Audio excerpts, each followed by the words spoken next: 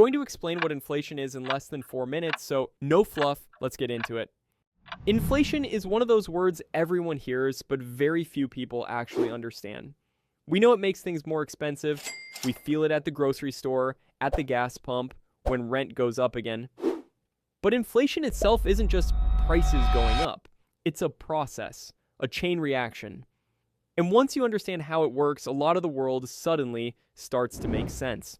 So let's break it down, simply, clearly, and without boring economics talk. What is inflation?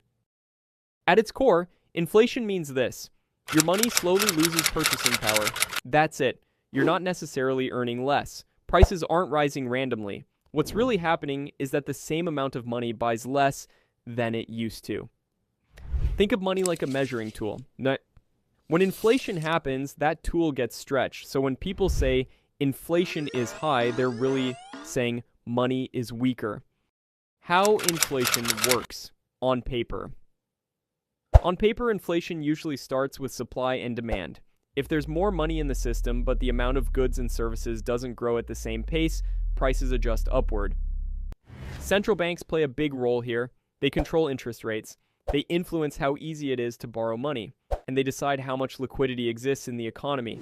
Lower interest rates mean borrowing is cheaper. People spend more. Businesses expand. That's great for growth until it goes too far.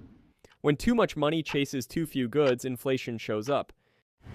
How inflation works in real life. Now let's leave the textbooks. In real life, inflation doesn't arrive as a number. It arrives as pressure. Businesses face higher costs. Workers ask for higher wages.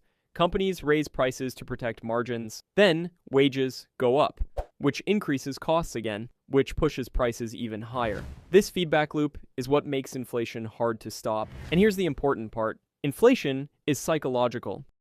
If people expect prices to rise, they spend faster, they negotiate harder, they lock in prices early. Those expectations alone can fuel inflation.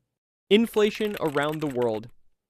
Inflation doesn't hit every country the same way. Some economies experience extreme inflation, where prices change weekly or even daily. That usually happens when trust in the currency breaks down. On the other end, some countries maintain very low inflation for long periods. Strong institutions, stable policies, and high confidence make a big difference. Most countries live somewhere in the middle. Global events matter too. Energy prices, supply chain disruptions, geopolitical tension. Inflation today is less about one country and more about how interconnected the world really is. Inflation isn't just an economic concept, it's a story about trust, about balance, about how societies manage growth. Once you see inflation clearly, you start noticing it everywhere, not just in prices, but in behavior. And that understanding is more powerful than any statistic. Alright, so that was inflation, explained in a quick and simple way. If this helped you, consider subscribing to the channel, leaving a like, and dropping a comment with what you thought. It really helps the channel more than you might think. Thanks for watching, and I'll see you in the next one.